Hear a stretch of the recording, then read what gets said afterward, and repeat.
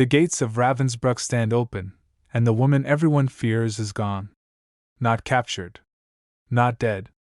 Vanished. So here's the question that matters. How does an ordinary young woman rise to absolute power inside a concentration camp, and almost escape justice when it all collapses? April 30th, 1945. Soviet soldiers step into Ravensbrück, the women's concentration camp north of Berlin. No gunfire. No cheers. Just silence so heavy it presses against the mud. Smoke still curls from the crematorium chimney, thin and stubborn, like the camp itself refusing to forget what it consumed. Inside the barracks, women lie still on wooden planks, too exhausted even to react. Liberation arrives quietly, because there is almost nothing left to save. And yet, one name moves through the survivors like a chill. Not spoken with relief. Spoken with dread. Dorothea Binz. She's missing. For years, her presence ruled every hour here. Now, as the Reich collapses and the gates swing open, the woman who enforced terror with clockwork precision has disappeared into the chaos she once controlled. But to understand how she vanished, you have to understand how she was made. Dorothea Binz is born in 1920 in Fürstenberg, a quiet German town of lakes, trees, and routines. Nothing remarkable. No visible cruelty. Her father is a laborer. The family lives modestly. Neighbors later remember her as polite, attractive, disciplined. The kind of girl who follows rules because rules make the world feel steady. And stability matters, because Germany doesn't have it.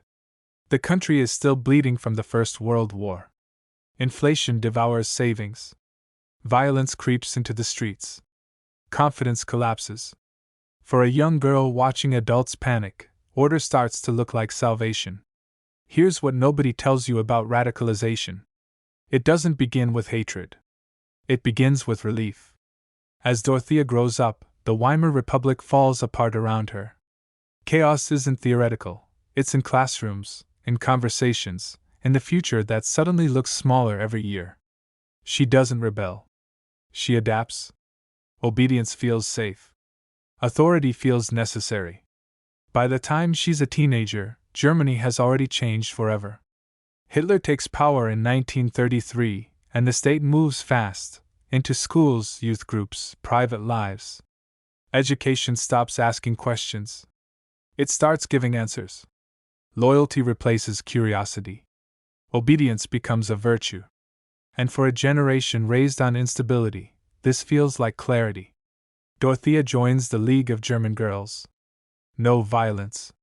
No screaming speeches. Just uniforms, marches, schedules, and lectures about duty. Ideology delivered through routine. Repeated until it feels natural. The state above the individual. Sacrifice over empathy. Belonging over doubt. This system doesn't teach her to be cruel. It teaches her not to feel. By the late 1930s, morality isn't personal anymore. It's assigned. Responsibility flows downward from authority. And when war begins, that mindset needs only one final step: participation. If stories like this matter to you, stories that don't simplify history but expose how ordinary people become part of extraordinary crimes, take a moment to like the video and subscribe. It helps these histories reach more people who want to understand, not look away.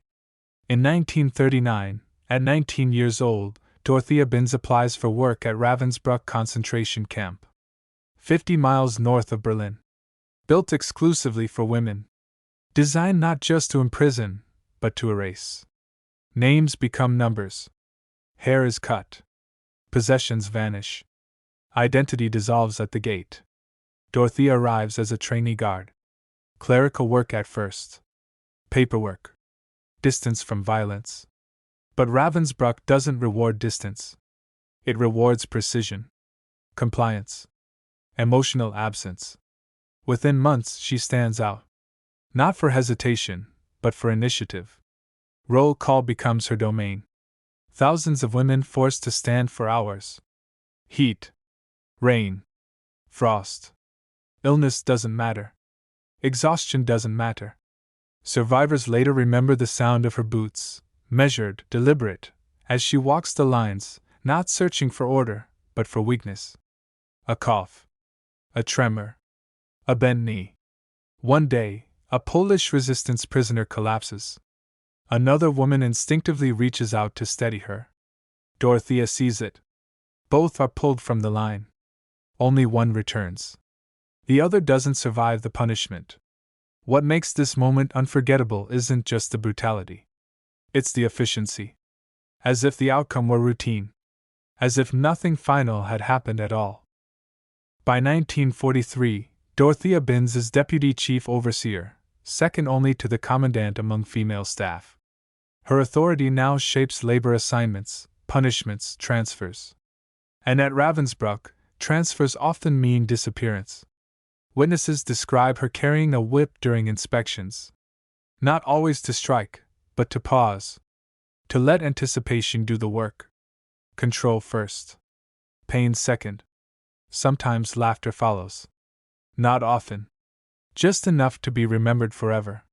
She forms a relationship with SS officer Edmund Browning. They patrol together. Not bonded by affection, but by domination. Their presence alone silences entire barracks. Authority is no longer a duty. It's a reward. Then the war turns. Bombers overhead. The Red Army advancing. Ravensbrück swells with overcrowding. Disease spreads. Rations shrink to symbols. Guards start burning documents. Planning escapes. Dorothea doesn't. Even in the winter of 1944, as typhus and starvation hollow the camp, she maintains inspections. Routine unbroken. Suffering registers only as failed discipline. Whatever humanity remains behind the wire no longer exists in her worldview. By April 1945, the camp is collapsing. Guards flee in civilian clothes. Files burn through the night. The crematorium smolders, struggling to erase what can't be hidden. Dorothea enforces order until the very end. Then, suddenly, she's gone. She discards her uniform and disappears into a shattered Germany. Cities in ruins. Roads clogged with refugees. Hunger everywhere. Identity blurred. She believes anonymity will protect her. She's wrong. Because Ravensbrück isn't emptied of memory. Survivors remember her posture. Her voice. The calm before punishment. Those details move faster than she does, through relief centers, interrogation rooms, testimonies. British forces arrest her within months.